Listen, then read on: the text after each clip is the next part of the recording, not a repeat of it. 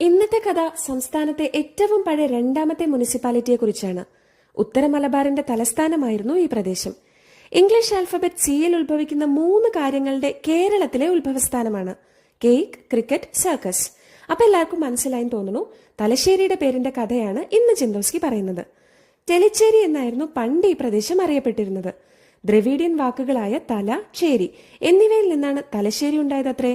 അതായത് തലക്കലത്തെ ചേരി എന്നർത്ഥം. സംസ്കൃത ഭാഷയിൽ ശ്വേതാരണ്യപുരം എന്നായിരുന്നത്രേ ഈ പ്രദേശം അറിയപ്പെട്ടിരുന്നത്.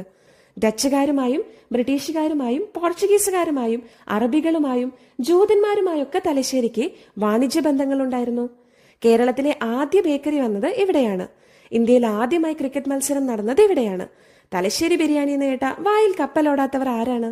Sreenivasan, MN Vijayan, VP Sathyan, O Chandu Menon ഉൾപ്പെടെ നിരവധി പ്രഗത്ഭർക്ക് ജന്മം നൽകിയ നാടാണ് തലശ്ശേരി.